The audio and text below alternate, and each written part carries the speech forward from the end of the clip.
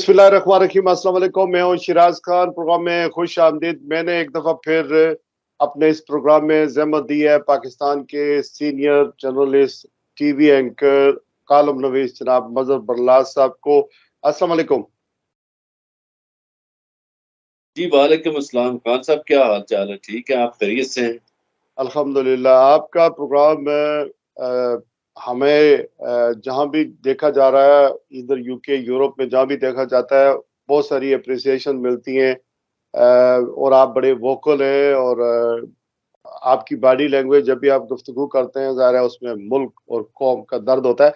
अच्छा, मज़हर बरलास साहब से हमने नाज़रीन को बताता चलूँ, मैं बहुत सारी बातें करनी है। मसलन पाकिस्तान में इस वक्त मीडिया के जो हालात हैं, इस दौर में किस तरह ज़िंदा रह सकता है बंदा, किस तरह आज़ादाना साबित कर सकता है। इसके अलावा ज़रदारी साहब और नवाज़ शरीफ की दुबई में क्यों मुलाकात हुई है, ये टेलीफ़ोन पे भी हो सकती थी, लंदन में भी हो सकती थी, सऊदी अरब भी हो सकती थी। क्या वजह हुई कि ये दुबई में हुई? और फिर मुस्तकबिल का नया मुल्क क्या है? इलेक्शन होंगे या नहीं होंगे? डीजीआईएसपीआर की एक प्रेस कॉन्फ्रेंस हुई है, उसमें से फौज की इंटेंशन जो है वो हमें साफ नजर आती है एक पार्टी के बारे में। आया ये सब कुछ करने के बावजूद पाकिस्तान को कोई फायदा होगा या नहीं होगा? पाकिस्तान के अंदर और बाहर जो तहरीक इंसाफ के लोग हैं या तहरीक इंसाफ से की जो पार्टी है उससे उसमें जिस तरह लोग शामिल हुए थे उसी तरह उसको छोड़ भी रहे हैं। इस पार्टी का क्या मुस्तकबिल है? और फिर ओवरसीज पाकिस्तानियों की बात करें या पाकिस्तान एट लार्ज, पूरी एक जो हमारी नेशन है उसके अंदर इमरान खान साहब के बारे में लोग बहुत सारे जो उनकी पार्टी के नहीं भी हैं, उनसे एक खास लगाव रखते हैं, वो लोगों को अपील करते हैं। तो इस बारे में बहुत ज़्यादा लोग हसास है कि आया उनके साथ क्या किया जाएगा। ये सारे सवालात हैं। और फिर इलेक्शन होंगे या नहीं होंगे? आईपीपी जो है, वो जो नई इस्तेकाम पाकिस्तान पार्टी जो है वो लॉन्च की गई है या एक नया प्रोजेक्ट शुरू किया गया है मदर साहब से, उनसे इस बारे में भी पूछेंगे। और फिर खास करके इलेक्शन के बारे में पूछेंगे कि इलेक्शन होंगे वक्त पर या नहीं होंगे, क्योंकि पंजाब के अंदर और खैबर पख्तूनख्वा के अंदर एक तजर्बा जो है वो किया जा गया है कि 90 दिन के लिए जो केयर टेकर गवर्नमेंट आई थी वो नहीं यानी वो वक्त पर इलेक्शन नहीं हुए, वो जो है उसको एक्सटेंशन मिल गई है और वो काम कर रही है, गैर आईनी है, जो कुछ भी है हो रहा है, काम चल रहा है। तो इस बारे में सारे सवालात मैंने आज मजहर बरलास साहब से पूछते एक एक करके था।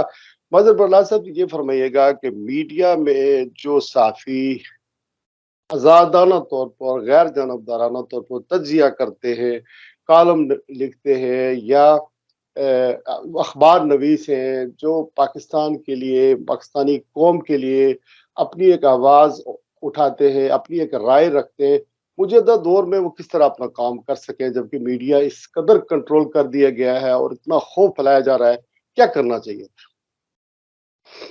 बहुत शुक्रिया खान साहब। एक तो मैं बरतानिया में मुकीम और यूरोप में रहने वाले जितने हमारे बहन भाई हैं उनको ईद मुबारक कहता हूँ ख्याल और मुबारक। आपको भी ईद मुबारक कहता हूँ। ख्याल और मुबारक। अब गुजारिश ये है कि आपने मीडिया के हवाले से बात की है।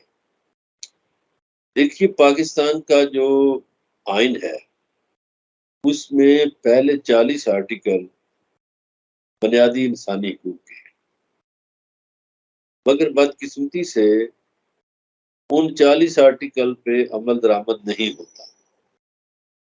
कभी किसी ने सोचा ही नहीं। बहुत सी हुकूमतें आई, बहुत सी हुकूमतें गई।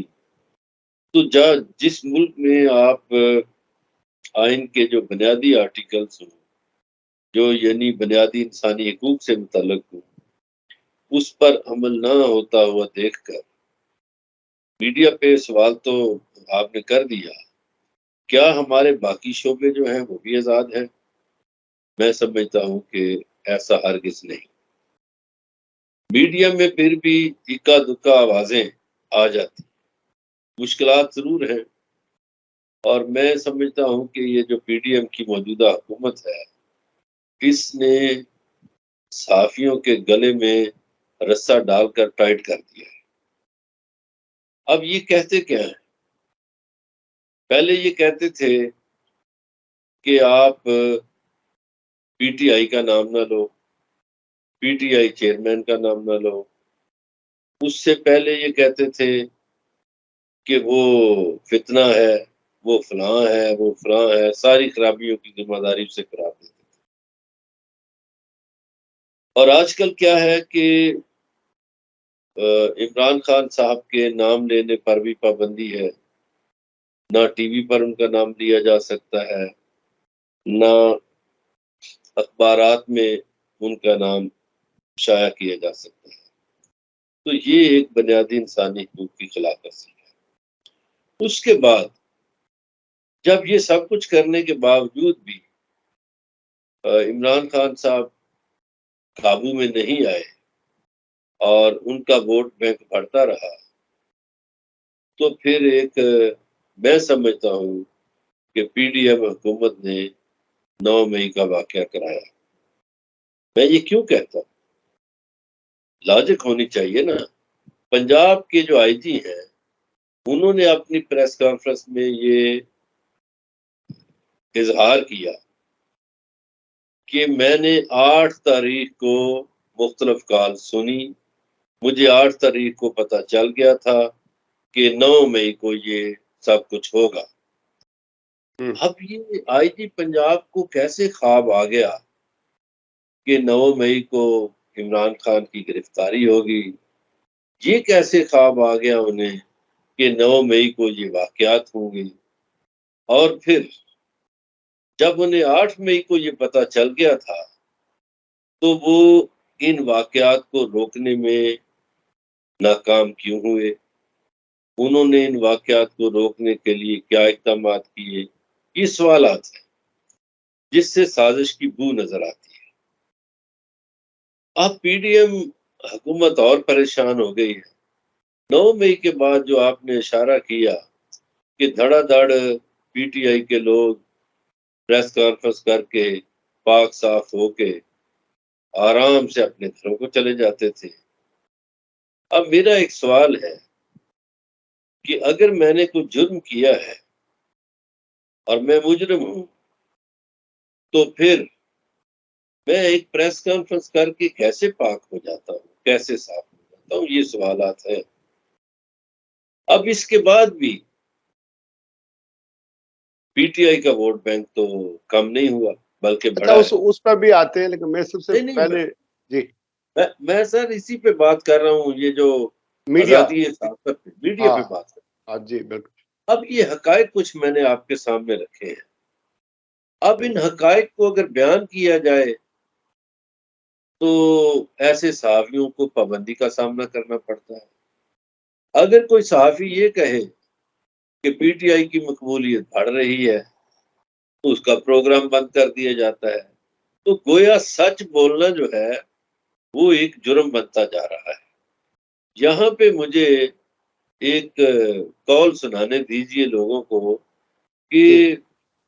इमाम हुसैन अलैहिस्सलाम के साहबजादे इमाम ज़ैनुल आबिदीन कहते हैं कि कूफा एक शहर का नाम नहीं, कूफा एक मिजाज का नाम है। और ये जो कूफी मिजाज है, ये पाकिस्तान में आजकल उतरा हुआ है। अब गुजारिश ये है कि क्या उसके बारे में तो सच पे पाबंदी लग गई। अब जो मुल्क के हालात हैं, आपको पता है कि पिछले दिनों इसहाक डार साहब से एक सहाफ़ी ने सवाल किया और उसको जवाबन थप्पड़ मिला। एबीएन न्यूज के शायद कुरैशी साहब को। हाँ, शायद कुरैशी साहब ने भी बड़ी ज्यादती की। क्या ज्यादती की? मैंने कल ही एक जगह पे कहा कि उन्होंने बड़ा जुल्म किया। शायद कुरैशी साहब इस वाकया के बाद इसहाक डार से माफी मांगने क्यों गए?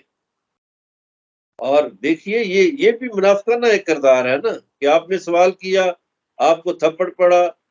अब उसको चाहिए था जिसने थप्पड़ मारा कि वो आपके घर आता या आपके ऑफिस आता, आपसे माजरत करता।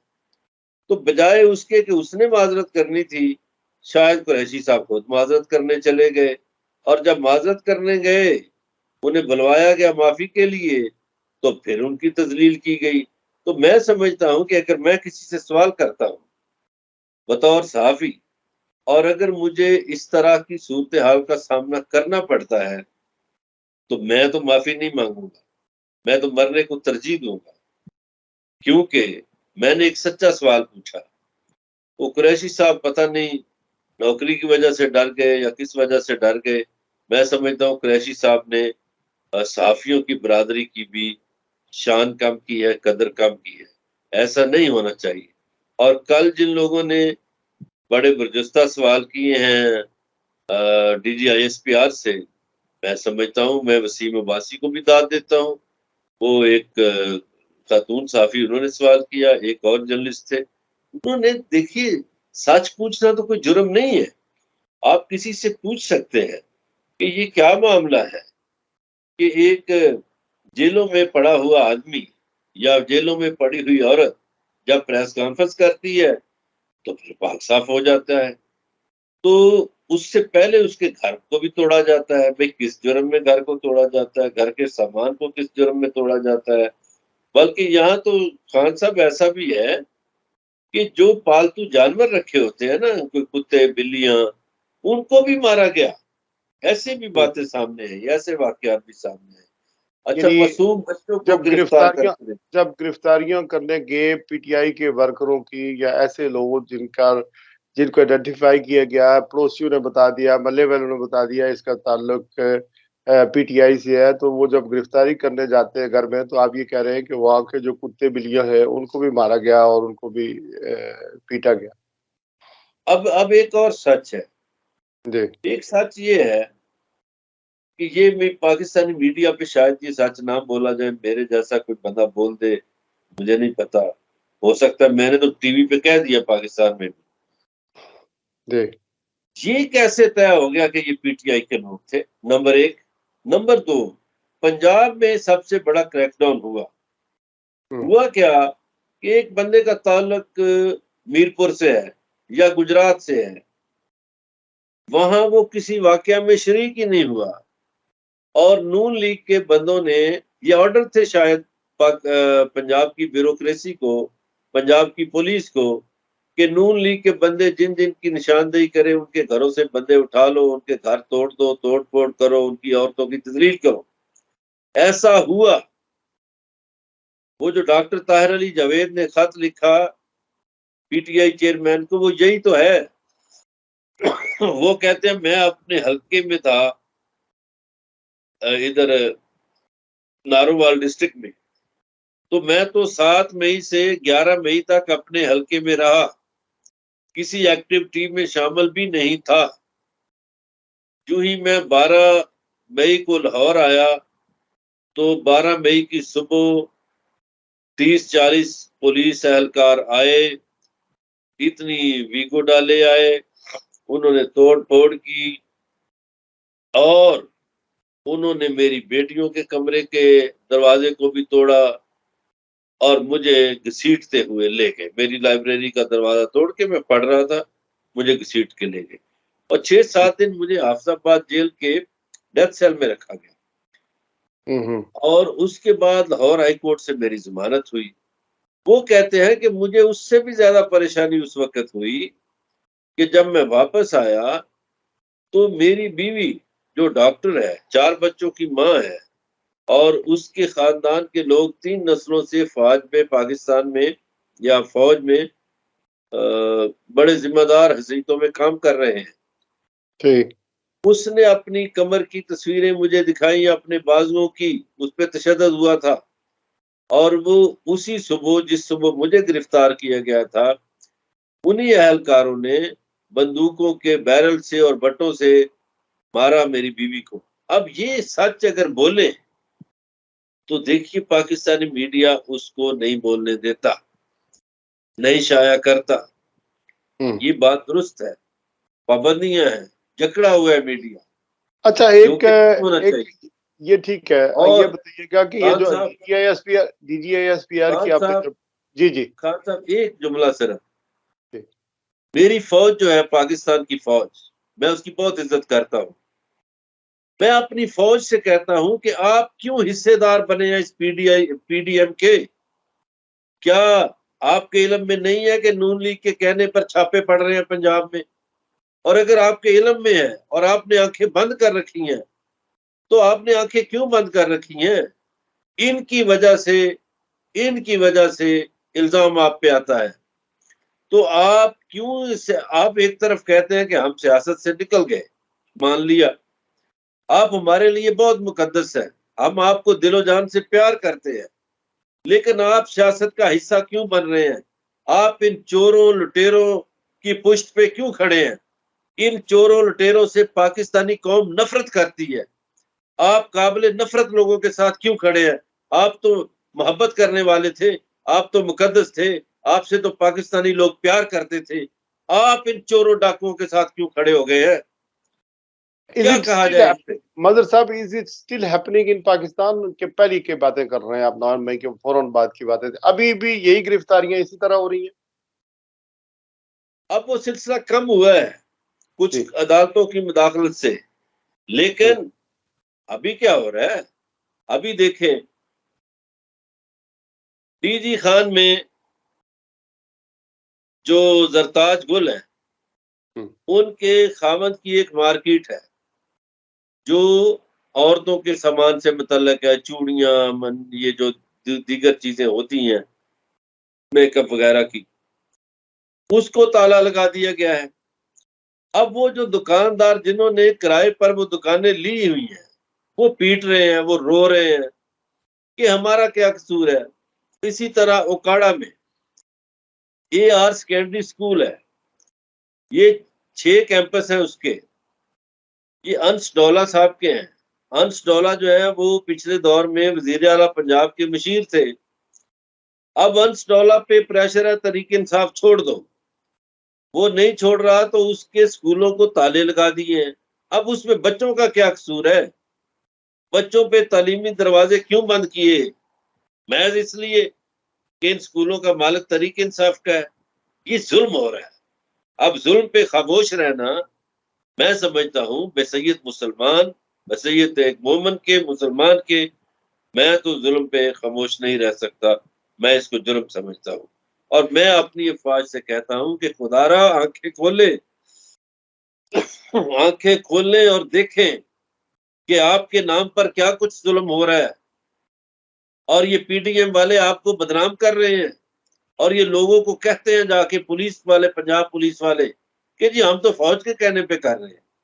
इन्हें पूछे, ये जो पंजाब का अदाकार IG है, इससे पूछे भी क्या कर रहे हो तुम, किसके हुक्म पे ये सारा सारा कुछ हो रहा है?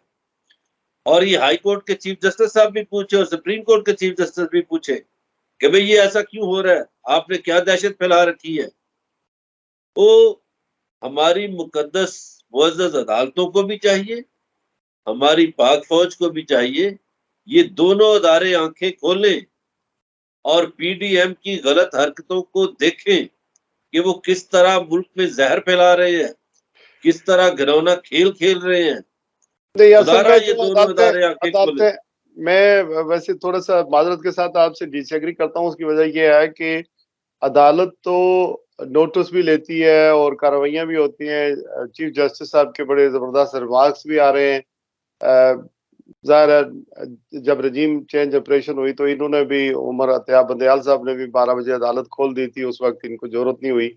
तो जो कुछ इलेक्शन का भी ऐलान हो गया था, सब कुछ हो गया था, लेकिन उन्होंने सब चीज़ को अनडू किया दोबारा, और इन हालात में हम जा रहे हैं। लेकिन अदालत को तो खुद इन्होंने मुतनाज़ बनाया हुआ है। असल मसला तो अवाम है ना। अवाम अगर चाहे तो एक दूसरे की सपोर्ट में बाहर निकल कर एहतजाज कर सकते हैं, लेकिन लोग डर गए हैं। ऐसा ऐसा पता चलता है कि खौफ का माहौल है। कोई सोशल मीडिया पर आप देख लें, हालांकि पुरअमन एहतजाज करना आशारी का हक है, लेकिन जिस तरह मीडिया को कंट्रोल किया गया है, टीवी चैनल्स लोगों ने बंद कर दिए, बाहर के लोगों ने, जो पाकिस्तानी टीवी चैनल चलते थे, अब फेसबुक यूट्यूब पर लोग देखते हैं कुछ खबरें, कुछ तजिए आप जैसे लोग जो है वो कर रहे हैं, तो लोग ज्यादातर वही देखते हैं। बड़े बड़े चैनल्स की जो रेटिंग है आपको पता है वो क्या है। अगर DGISPR पे अगर आ जाए हम, तो DGISPR की जो प्रेस कॉन्फ्रेंस हुई है सर, उसके अंदर जो साफी गए हैं, आप भी अटेंड करते रहे हैं ऐसी प्रेस कॉन्फ्रेंस में, बीइंग ए सीनियर साफी, वहां पर तो सवाल बड़े कंट्रोल होते हैं, तो इस तरह के सवालात बहुत सारे हो गए जो खुद अहमद शरीफ साहब जो है वो एक्सपेक्ट नहीं कर रहे थे।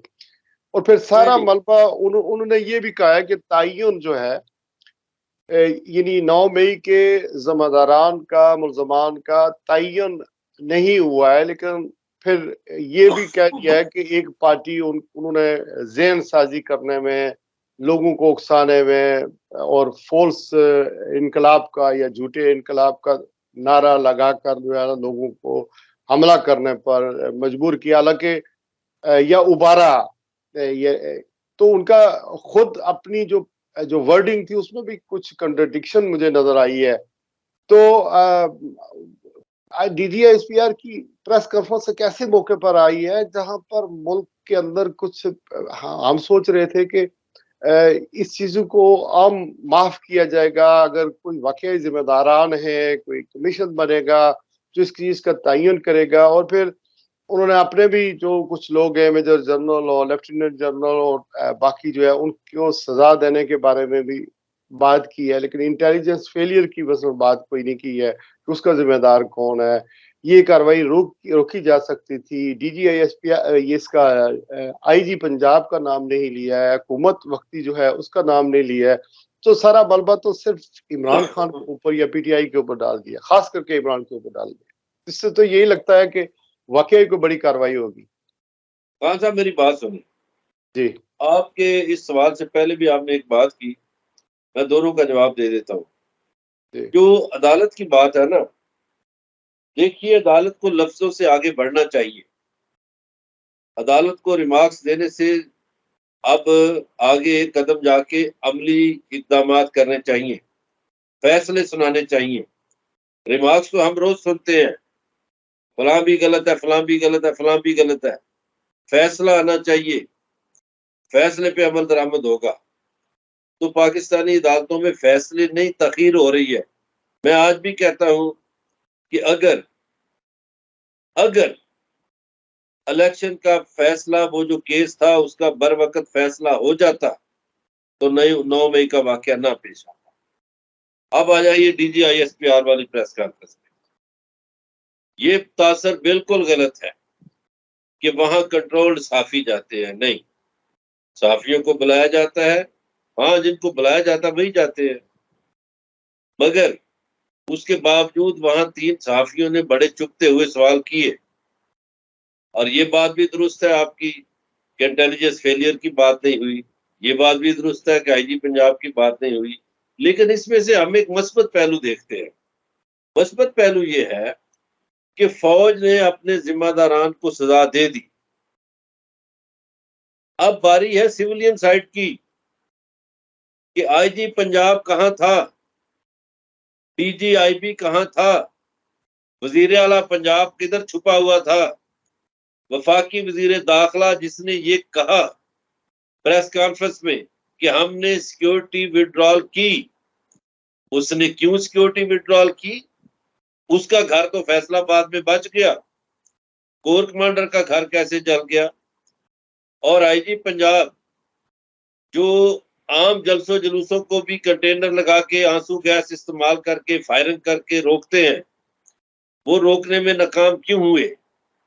अब ये और सारा मलबा पीटीआई पे डालने की कोशिश की। मैं ये समझता हूं कि जो भी पीटीआई पे मलबा डालने की कोशिश करता है वो गलत कहता है।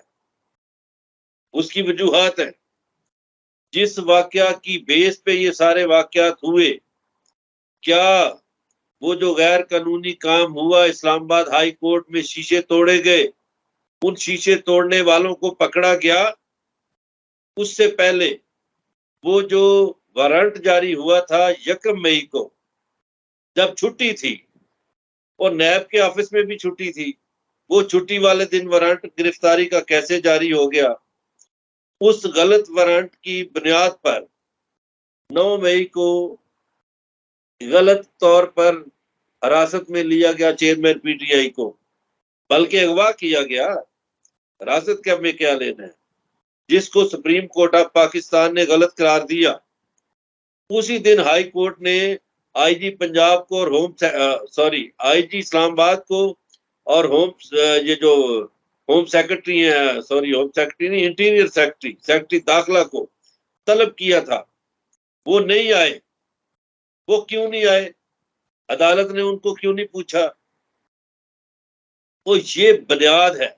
अब ये जो इमरान खान के बारे में कहते हैं कि उन्होंने ये, भाई इमरान खान तो जेरे हिरासत था, क्या उसने कोई डायरेक्ट ऑर्डर दिए?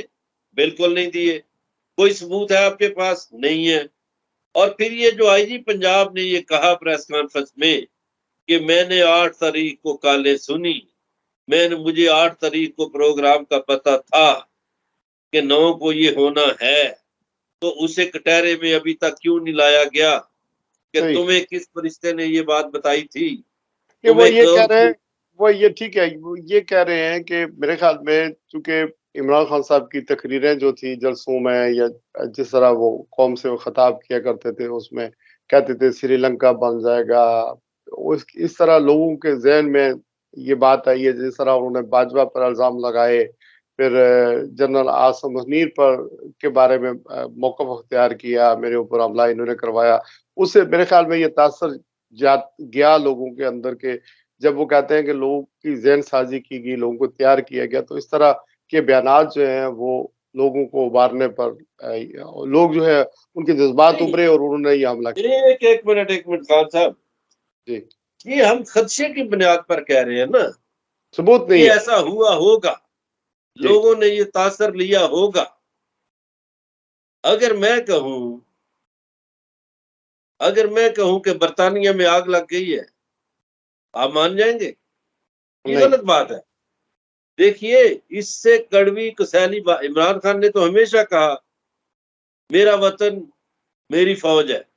अच्छा, मुतमईन करने के लिए एक एक जुमला सिर्फ कह दें, एक लाइनर कह दें, अभी होना क्या चाहिए? कमीशन बनना चाहिए पहले, या इन्होंने कमीशन तो बनाना नहीं, उन्होंने माइंड बना लिया है, फौज ने माइंड बना लिया है कि 9 मई के जिम्मेदारान जो है वो इमरान खान ही है, पीटीआई है। होना क्या चाहिए जो कौम के लिए काबिल कबूल हो? कौम के लिए काबिल कबूल है जुडिशल कमीशन, कोई और कमीशन नहीं। ठीक।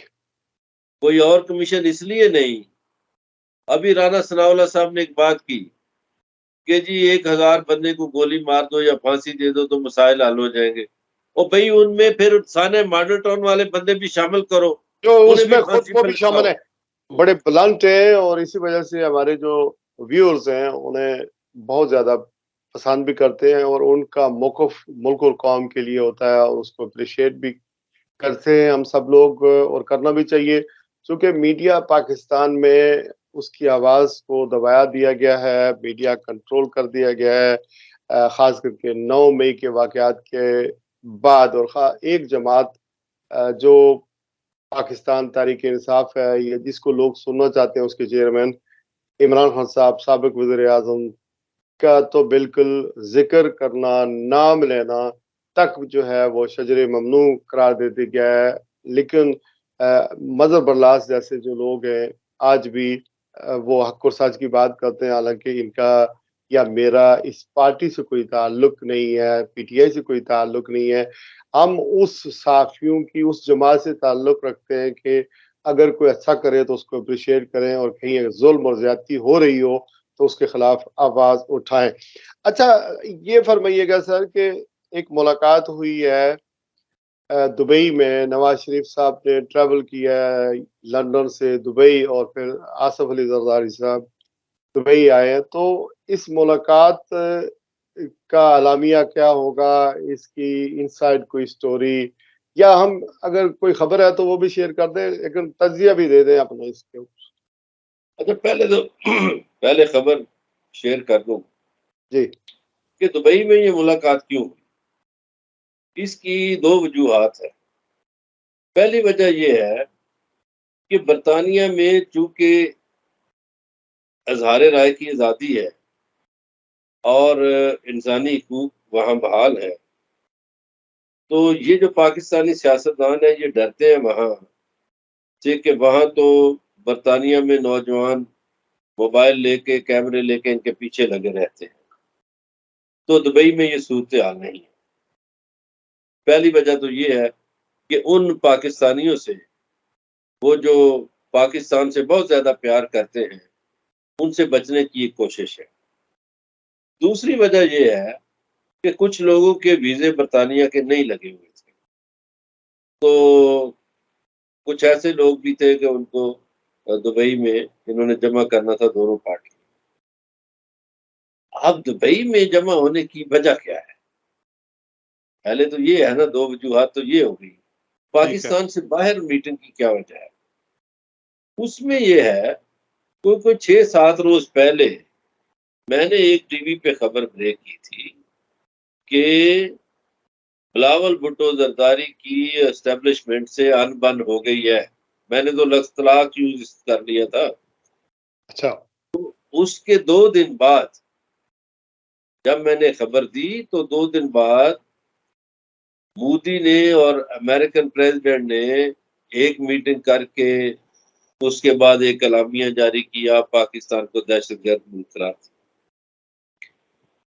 अब पाकिस्तानी एस्टेब्लिशमेंट भी सोचती है कि बिलावल भुट्टो जरदारी तो जहाज से उतरा ही नहीं, बड़ी सफारतकारियां की है उसने, बड़ी खारजा पॉलिसी के लिए बड़े दौरे किए, लेकिन वो सारे दौरे किस काम के हुए? ये खारजा पॉलिसी की बड़ी नाकामी सही। है। उसके बाद जब जवाब हुआ तो नई बातें शुरू हुई। अब नई बातों में ताकतवरों ने ये पैगाम दिया मुबैना तौर पर कि हमें बिलावल भुट्टो कबूल नहीं है, हमें मरियम नवाज भी कबूल नहीं है, और हमें नवाज शरीफ भी कबूल नहीं है।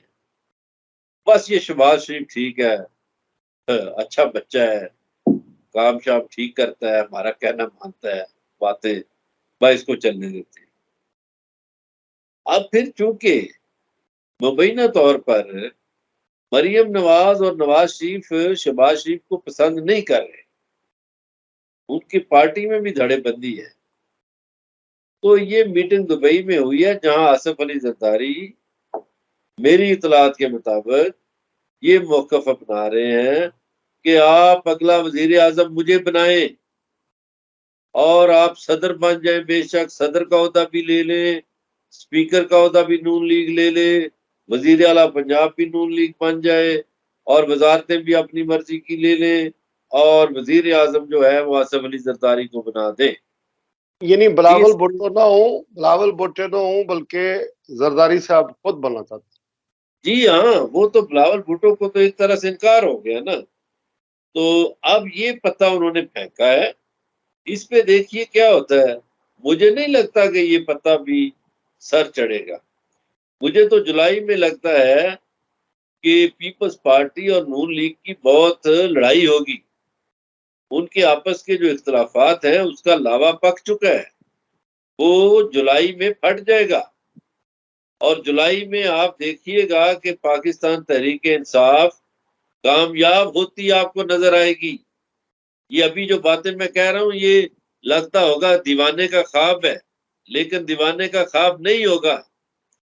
और खान साहब, ये बात याद रखिए, मैं अपने भाइयों बहनों ओवरसीज पाकिस्तानी जो हैं उनको वाज़िया पैगाम देना चाहता हूं कि इमरान खान पाकिस्तान के लोगों के दिलों में बसता है, उसको दिलों से नहीं निकाला जा सकता। आप तोड़ फोड़ कर सकते हैं, गिरफ्तारियां कर सकते हैं, जेलों में डाल सकते हैं, जुल्म कर सकते हैं, लेकिन लोगों के दिलों से उसको नहीं निकाल सकते। जब भी इलेक्शन होंगे इमरान खान जीतेगा। अब ये इलेक्शन से भागने की भी कोशिश कर रहे हैं, क्योंकि इन्होंने देखा कि तहरीक इंसाफ की तोड़ फोड़ के बावजूद वोट बैंक बढ़ गया उनका, तो अब ये परेशान है कि हम क्या करें। ये सूरत हाल है। ये जो जी खान साहब। दुबई में मुलाकात है, ज़ाहिर है ये फ़ोन पे भी बात कर सकते थे, लेकिन चूंकि पाकिस्तान में इनको ख़तरा है कि फ़ोन टेप हो जाते हैं, तो आप ये समझते हैं कि ये जो पार्लियामेंट के अंदर बिलावल भुट्टो जरदारी ने जो मुश्तरका अलामिया मोदी का या अमेरिका का और भारत का जारी हुआ है, उसके बाद ख्वाजा आसिफ तो बड़े गरजे बरसे वजीर दिफा जो हैं, लेकिन बिलावल ने कहा कि नहीं, हमें अपना हाउस इन ऑर्डर करना चाहिए, बाहर के हालात तभी हम बेहतर कर सकते हैं? ये देखिए, ये पाकिस्तानी फौज को समझने की जरूरत है। क्या जरूरत है पाकिस्तानी फौज के? जो हमारे मोहतरम हैं, बड़े अकाबरीन हैं, उन्हें इस बात पे गौर करना चाहिए कि ये दोनों जमातें, पाकिस्तान पीपल्स पार्टी और मुस्लिम लीग नून, ये हमेशा ये कहती हैं कि हमें हाउसिंग ऑर्डर करना चाहिए। क्या आपको याद नहीं कि रोग आर्मी के इश्तहार मियां नवाज शरीफ की हुकूमत ने चलाए थे? क्या आप भूल गए हैं कि कौन कहता था कि पाकिस्तानी आर्मी चीफ परवेज मुशर्रफ का त्यारा दिल्ली में उतारो, इधर पाकिस्तान में उतारने की इजाजत ना दो? क्या ये लोग भूल गए हैं कि ईंट से ईंट कौन बजाता था? क्या ये लोग भूल गए हैं कि मेमो गेट स्कैंडल क्या था? वो पाकिस्तानी फौज के बारे में था ना। और क्या नेपाल में मोदी और नवाज शरीफ की जो छुप छुप कर मुलाकात हुई थी, उसमें बरखा दत्त ने लिखा क्या कि नवाज शरीफ पाकिस्तानी फौज की शिकायतें कर रहा था? फिर लोग डाल लीक्स को भूल गए। तो पाकिस्तानी फौज को मैं हमेशा ये कहता हूँ कि इनको आंखें खोल के सोचना चाहिए, देखना चाहिए कि ये दोनों पार्टियां करती क्या है। अजमल कसाब के अते पते कौन देता रहा? और वो जो पठानकोट में वाकया हुआ, उसकी गुजरावाला में एफआईआर दर्ज कर रहा थी नवाज शरीफ साहब ने, ये इनको याद रही? परवेज रशीद क्या कहता था? वो जब भी आपने नाम लिया ख्वाजा आसफ का, ख्वाजा आसफ असेंबली में क्या क्या तकरीरें करता था, अयाज सादक क्या कहता था, ये बातें भूलने वाली नहीं है। पता नहीं हमारी फौज के काबरीन ये बातें क्यों भूल जाते हैं। मुझे दुख होता है। मैं मुहिबे वतन पाकिस्तानी हूँ, मेरी ये धरती है, मैं इस मिट्टी का हूँ। मैं अपनी फौज से कहता हूँ, सोचो, आंखें खोलो। ये जो आप लोगों ने पाल रखे हैं, इनसे पाकिस्तानी लोग नफरत करते हैं। मत इनके साथ खड़े हो, इन्हें सही, लोग अच्छी निगाहों से नहीं देखते। सही। और ये सिलसिला यूं ही चलता रहा तो जो बचा खुचा मुल्क है वो भी जाता रहेगा, क्योंकि असल में मसला ये है नहीं कि नहीं, मतलब खान साहब एक जी, एक मिनट। जी, मुल्क कहीं नहीं जाएगा इंशाल्लाह। पाकिस्तानी अवाम जीतेगी। जहां कहीं भी दुनिया में, आप दुनिया के मुल्कों को स्टडी कर लें, जहां लोग एक तरफ खड़े हो गए, दूसरी तरफ अगर चंद जालिम खड़े भी हो गए, तो आखिरी फतह अवाम की है, हक की है। आखिरी बार का हक जीतेगा। हक जो है वो इस वक्त लोगों के दिलों में है, और लोगों के दिल पाकिस्तान में सियासत में इमरान खान के साथ है। ये बात ठीक है, लेकिन ये तो इसको गिरफ्तार करने वाले हैं फौजी कोर्ट्स के अंदर, उसके खिलाफ मुकदमा चलेगा और उसके उसके बाद खिलाफ को उसके देखिए, ना पीटीआई नाहल होगी, ना इमरान खान नाहल होंगे। ये बातें मेरी रिकॉर्ड रख लीजिएगा। ना उनका मुकदमा मिलिट्री कोर्ट में चलेगा। ये आइन की खिलाफ वर्जी होगी। आइन इजाजत ही नहीं देता इसकी। तो इस वक्त जो कुछ हो रहा है पाकिस्तान में, ये आयन के मुताबिक हो रहा है या आयन आयन की बालादस्ती कब हुई है? मजहरुल्लाह साहब, पाकिस्तान के अंदर आयन जो है इसके साथ तो हमेशा खड़वाड़ किया गया है। आइनी तौर पर जितने भी वजीर आजम हमारे आज तक आए हैं, उन्होंने अपनी मुद्दत पूरी नहीं की, हुकूमतें ख़त्म होती रही हैं, शॉर्ट टर्म के लिए हुकूमतें आती रहती हैं। 2002 के बाद आप देख लें कि कितनी हुकूमतें ख़त्म हुई थी 90 से 99 तक। इसी तरह बहुत सारे मामलात हुए, तो आयन के ऊपर कौन चल रहा है? अभी दो असम्बलियों के अंदर आप देखें, 90 दिन के लिए असम्बलियाँ होती हैं, एक तो एक, दो एक असम्बलियाँ मिनट हमारी मावरा आयन और उसमें उसके मुताबिक चल रही हैं और लोग माल बना रहे हैं, कोई पूछने वाला एक नहीं। मिनट एक मिनट खान साहब, एक मिनट, मैं इसका जवाब देता हूँ। हम्म, इंडिया में इंदिरा गांधी जब पहली दफा वजीर आजम बनी, हम्म, तो उनके प्रिंसिपल सेक्रेटरी एक क्रिश्चियन थे, मेलवन मार्शल। तो इंदिरा गांधी ने अपने प्रिंसिपल सेक्रेटरी से पूछा कि पहले तो मैं इंफॉर्मेशन के मामला देखती थी, प्राइम मिनिस्टर पहली दफा बनी हूं, तो क्या होना चाहिए? तो मेलवन मार्शल ने एक बड़ी जबरदस्त बात की। उसने कहा, मैडम, ये जो सिविल और मिलिट्री ब्यूरोक्रेसी है, ये एक ऐसा घोड़ा है जिसने पहले दिन सोचना होता है कि वजीर आजम घोड़े पे सवारी करेगा यानी सवार जो है वो घोड़े पे सवारी करेगा या घोड़ा सवार पे सवारी करेगा। तो इंदिरा गांधी, इसका मतलब उसने कहा मैं समझ गई। उससे अगले दिन इंदिरा गांधी ने एक काम किया। उसने जो सिविल और मिलिट्री ब्यूरोक्रेसी में सीनियर लोग थे वो, और कांग्रेस में जो सीनियर लोग थे वो, उन सब की छुट्टी करवा दी। उन्होंने कहा घोड़े को समझ आ जाएगी कि सवार ने सवारी करनी है। अब देखिए, हमारे सियासतदानों में नाहलियां है। हमारा सियासतदान साबित किया, हमारे सियासतदान ने, कि वो नकम्मा है, नाहिल है। ये जो ज़ियाउल हक ने पनीरी लगाई थी 1980, 82, 85 में, ये जो काउंसलर लेवल के लोग थे उन्हें वजीर आजम बना दिया, उन्हें वजीर आला बना दिया, वफाकी वजीर बना दिया।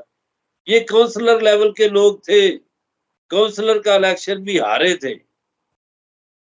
क्या मियां नवाज शरीफ काउंसलर का इलेक्शन नहीं हारा? और ये ये तो कब की बात कारकुन है? थे। ये कब की बात है? ये आप मियां नवाज शरीफ की हिस्ट्री पढ़े। मैं और भी आपको अभी एक और बात बताने लगा हूं। 1977 में जो इलेक्शन हुए उसमें पीपल्स पार्टी के एक कौमी असम्बली के उम्मीदवार थे तारक वहीद भट्ट। मियां नवाज शरीफ तारक वहीद भट्ट के चीफ पोलिंग एजेंट भी रहे हैं। मियां ठीक। नवाज शरीफ ने क्रिकेट खेलने के लिए रेलवे में कुली भी भर्ती हुए थे। सही। एक मैच भी खेला था। मियां नवाज शरीफ तो अदाकारी सीखने के लिए रंगीला के पास भी गए थे। सही।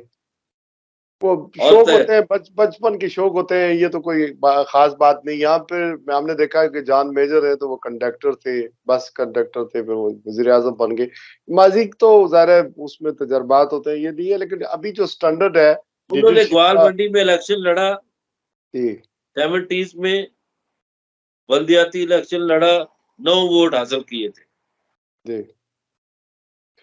तो ये तो चलो बाजी हुआ, लेकिन और अभी मैं जो और लीडरशिप बात भी बता दूं। लीडरशिप के मियां सवाल बहुत नवाज है। शरीफ की मियां ये नवाज सवाल शरीफ की तारीख पैदाइश 25 दिसंबर नहीं है, ये बाद में बनाई गई है।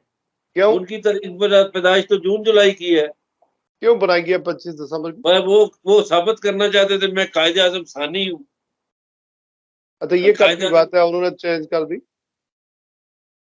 ये जब वो इक़्तिदार में आए तो उन्होंने चेंज की। यानी जब फाइनेंस मिनिस्टर बने पंजाब के? हाँ, बिल्कुल, जब 80s में उन्होंने चेंज की, और उनकी तारीख पैदाइश जून या जुलाई की है। असल में वो कई अखबारात में भी छप चुकी है ये चीजें, और लाहौर के सहाफियों को अक्सर पता भी है इस बात का। लेकिन वो 25 दिसंबर को, जी मैं जी 25 दिसंबर को पैदा हुआ, क्योंकि कायदे आजम 25 दिसंबर को पैदा हुए थे। चलो, ये तो पर्सनल बातें हुई, लेकिन मुल्क को, कौम को कोई फायदा ये पहुंचा सकते हैं तो पहुंचाएं, लेकिन ये हो नहीं सकता। अब तो मुल्क डिफॉल्ट होने के करीब है। आप इंडिया की बात करते हैं, नहीं, इंडिया की अरे नहीं, बात करते हैं, इंडिया नहीं, के, इंडिया के, खान साहब एक मैं बड़ी मिनट, अहम बात करने लगा मजहर भाई, बड़ी मेरी अहम बात बात तो करने। सुने। जी जी। सर, गुजारिश ये है कि ये पर्सनल बातें जो है ना, लीडरों का रिकॉर्ड होता है। कायदे आजम की भी 25 दिसंबर नहीं है, वो तो नवंबर में पैदा हुए थे। और ये जो लोग कहते हैं कायदे आजम कराची में पैदा हुए, नहीं कराची में पैदा हुए।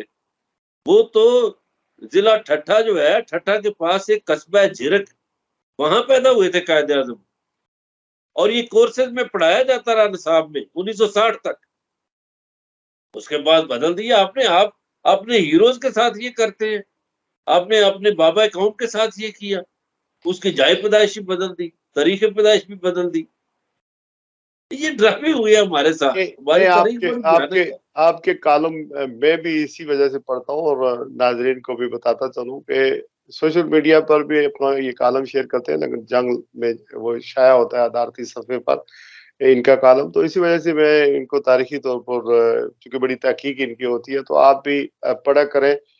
लेकिन एक बात मुझे मजहर बरला साहब बता दें कि इमरान खान साहब के बारे में लोग बहुत हसास हैं। इस वक्त पाकिस्तान में लोग पैसे नहीं भेज रहे, और उन्होंने पाकिस्तान में इन्वेस्टमेंट करना छोड़ दिया है, बल्कि टीवी चैनल ऑफ कर दिए हैं। पाकिस्तान से इंटरेस्ट खत्म हो गई है। हमारी रियासत को, हमारे मुल्क को नुकसान हो रहा है। ये हमारी कोई अनकंडीशनल सपोर्ट इमरान खान को या लोगों को नहीं थी, इस वजह से थी कि वो मुल्क के लिए अच्छा बोलता था। वो जो उसने जिस तरह का इस एक आउटसाइडर की हैसियत से, एक खिलाड़ी की हैसियत से, एक गैर रवायती सियासतदान की हैसियत से, जो ये जो हमारा करप्ट बोसीदा गला सड़ा निज़ाम है, उसके सारे कैरेक्टर को बिल्कुल नंगा कर दिया। सब कुछ बता दिया लोगों को कि असल में प्रॉब्लम्स कहाँ हैं। ये वो उसका ब्लंट जो कैरेक्टर है, उसको लोगों ने सराहा बहुत ज्यादा। वो सराहियत कर चुका है। उसकी गिरफ्तारी, उसका मुस्तकबिल, रियलिस्टिकली उसका फॉल आउट आप क्या देख रहे हैं? पहली बात ये है, ये बात बिल्कुल दुरुस्त है कि इन्वेस्टर्स ने पाकिस्तान से मुंह मोड़ लिया है। दुरुस्त है। पाकिस्तानी लोग भी जो है, या जो ओवरसीज पाकिस्तानी है, वो पाकिस्तान में इन्वेस्टमेंट नहीं करना चाहते, ये भी दुरुस्त है। तीसरी बात जो है, पाकिस्तान में जिन लोगों के पास पैसा है वो मुल्क से भाग रहे हैं सरमाए समेत। अब ये वो तल्ख हकायक है जिस पे हमारे अदारों को निगाह डालनी चाहिए कि ऐसा क्यों हो रहा है। पाकिस्तान में शरह सूद जो है वो 22% हो गई है। डॉलर उड़ान भर चुका है। चीजें इतनी महंगी हो गई हैं, लोगों की जिंदगी मुश्किल हो गई है। इन हालात के बावजूद ये जो आपने बात की कि लोग इमरान खान, देखिए हर मुल्क के अवाम ही फैसला करते हैं बेहतर के उस मुल्क के लिए क्या बेहतर होगा। मैं आपको यूरोप की मिसालें नहीं देता, मैं आपको इसी पाकिस्तान की हमसायगी में मिसालें देता हूं, जहां भी आवामी राय का एहतराम किया गया वो मुल्क आगे निकल गए। मैं ईरान की मिसाल देता हूं। 44 साल से वो मुल्क पाबंदियों के बावजूद मुकाबला कर रहा है। हम पाबंदियां हम पे लगे तो हम 7 दिन नहीं रह सकते, चूंकि अवामी राय का वहां एहतराम हो रहा है। इंडिया, अवामी राय का एहतराम है, ईवीएम के जरिए इलेक्शन होता है, कोई ठप्पेबाजी नहीं है वहां। कोई ये नहीं होता कि मेंबरान को अगवा कर लो और मेयर अपना बना लो, और कोई धांधली का शोर नहीं होता। 10-15 मिनट में रिजल्ट आ जाता है। अब इंडिया ही में 2 सूबों में, दिल्ली और पंजाब में, अरविंद केजरीवाल को आप देखें, उसकी आवाज अवाम के साथ मिली हुई है। वो अवाम के लिए काम करता है, अवाम उसे चाहते हैं, उसको जतवाते हैं। बांग्लादेश, उसमें अवामी लीग में क्या है, इसलिए कि वो बांग्लादेश की तरक्की के लिए काम करते हैं, अवामी राय है। अच्छा, चाइना में तो चलो वन पार्टी सिस्टम है, उसकी मैं बात नहीं करता, वहां सेकंड पार्टी नहीं है। लेकिन चाइना में भी उस आदमी को बर्दाश्त नहीं किया जाता जो अवामी तरक्की या चाइना की तरक्की का ख्याल ना करे। सो पाकिस्तानी लोगों को, पाकिस्तानी इदारों को, पाकिस्तानी इस्टेब्लिशमेंट को ये समझना चाहिए कि उन्हें अवामी राय का एहतराम किए बगैर तरक्की नहीं मिल सकती। पाकिस्तान ने अगर तरक्की करनी है तो अवाम की राय के साथ, और अवाम की राय 95% इमरान खान के साथ है। ये आज नहीं तो कल, कल नहीं तो परसों पाकिस्तानी इस्टेब्लिशमेंट को मानना पड़ेगा। वरना ये जो तस्वीर आपने पेश की और 2 बातें मैंने भी बताई, तो उसमें तो फिर ये उजड़ जाएगा। तो अल्लाह ना करे ऐसा हो। हमारा मुल्क है, और मुझे यकीन है कि जो ही ये जुलाई का महीना शुरू होगा तो हालात आपको बदलते हुए नजर आएंगे। और ये इमरान खान जो है, वो अगर इन लोगों की जिद है ना, इमरान खान को नहीं आने देना, तो पाकिस्तानी लोगों की भी जिद है कि वो इमरान खान के बगैर किसी को कबूल नहीं करेंगे। ये बस। बात ठीक है, लेकिन रियासत की ताकत बहुत होती है, वो लोग लड़ नहीं सकते, चूंकि इलेक्शन हमारे यहाँ इंजीनियर्ड होते हैं, इन्होंने पहले ही कुछ करना है। ये जो आईपीपी बनाई जा रही गई है, तारीख इस्तेकाम पाकिस्तान पार्टी या इस्तेकाम पाकिस्तान पार्टी, ये जो नया प्रोजेक्ट है, इसमें लोग धड़ाधड़ शामिल किए जा रहे हैं और सवाल भी टीवी पर खान साहब, बाकायदा रखे जा रहे हैं। ये जो आपके लोग ज्वाइन कर रहे हैं इस पार्टी के बारे में मुख्तसर बता दें, जो कि अगला सवाल बड़ा रेलेवेंट जी। नहीं नहीं नहीं नहीं, आपके प्रोग्राम का वक्त खत्म हो रहा है, मुझे ऐसा अंदाजा है इस बात का। और मैं इसका मुख्तसर जवाब दूंगा। ये पार्टी पहले दिन ही ठुस हो गई थी अपनी लॉन्चिंग के मौका पर भी। और इस पार्टी में लीडर बहुत है, वोट नहीं है, तो वोटों के बगैर किधर से जीतेंगे? ये मुझे इस पार्टी का तर्जुमान, कोई मुस्तकबिल नजर नहीं आ रहा। ये जो फरदौस आशिक अवान है, ये जो एक मेजर रोखड़ी साहब हैं, जो आजाद कश्मीर में पहले थे, काम किया करते थे, आजकल इस तरफ इसके तर्जुमान बन गए तो हैं। भाई ये जो बहुत भी सारे है ना, जी। अब मैं आपके प्रोग्राम का चूंकि वक्त कम है, खत्म हो रहा है वक्त, बस मैं इन लोगों को जानता हूँ, फिर आप कहेंगे पर्सनल बातें करते हो। मैं फरदौस आशिक अवान को भी जानता हूँ, रोकड़ी साहब को भी जानता हूँ, और इस पार्टी में जितने बड़े बड़े लीडर है ना, उन सबको जानता हूँ। इस पार्टी का हाल वही होना है जो मुस्तफा कमाल की पार्टी का हुआ था ना, सरजमीन पार्टी का, कि हम्म। मुस्तफा कमाल भी नहीं जीता था। पाक तो रह गया, लेकिन सरजमीन भी है, लेकिन पार्टी नहीं रही। यानी दो तीन नाम थे ना, पाक सरजमीन पार्टी। तो जी पाक जी, भी है, ये सरजमीन जो भी है, इस्तेकाम पार्टी। पाकिस्तान पार्टी है ना, तो इन दोनों इस्तेकाम चला पार्टी, जाएगा, पाकिस्तान रह जाएगा बीच में। और सर इन दोनों पार्टियों को बनाने वाला एक ही कारखाना है। बस छोड़ें इस बात को। ये ठीक है, ये बताएं अगस्त में। इजाजत है, फिर आपका प्रोग्राम मैं मेरा ख्याल मैं खत्म हो रहा है। मैं आखिरी बात पूछ लेता हूँ। अगस्त में असम्बली तालील होंगी, आप देख रहे हैं कि निगरान हुकूमत बनेगी, असम्बलियां तालील बिल्कुल होंगी? बनेगी, बिल्कुल बनेगी, इलेक्शन होंगे। और अगर इलेक्शन साफ शफाफ ना हुए तो रौला होगा, नंबर एक। नहीं, मुझे तो इलेक्शन होते हुए नजर नहीं आते हैं। बाज लोग कहते हैं कि वो जब देखिए, नहीं निगरान हुकूमत जब बनेगी, सुन लेना, जब निगरान हुकूमत बनेगी तो उस वक्त इस पीडीएम का हिसाब वहां से शुरू होगा। और ये फिर इसी तरह इमरान खान साहब की तरह इलेक्शन मांगेंगे और इलेक्शन को नहीं मिलेगा।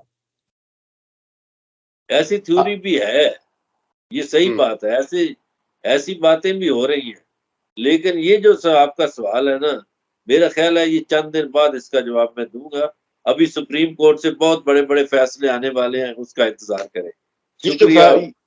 ये जो मिलिट्री कोर्ट्स वाला है, इसका फैसला क्या है आना है? मैं कहता हूँ बड़े बड़े फैसले आने वाले हैं, लोगों की तसल्ली हो जाएगी, पाकिस्तानी लोग खुश होंगे, जिनको पाकिस्तान से मोहब्बत है वो खुश हो जाएंगे। ऐसे ऐसे फैसले आने वाले हैं सुप्रीम कोर्ट से। थैंक यू बहुत वेरी मच शुक्रिया खान साहब, आपने मजहर मोहब्बत से साहब। याद किया। अल्लाह आपको सलामत रखे। बहुत शुक्रिया, बहुत मेहरबानी। आज के लिए नाजरीन इतना ही।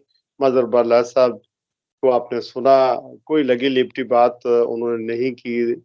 हमने मुल्क और कौम के लिए जो कोशिश हम करते हैं, इंशाल्लाह वो जारी और सारी रहेगी।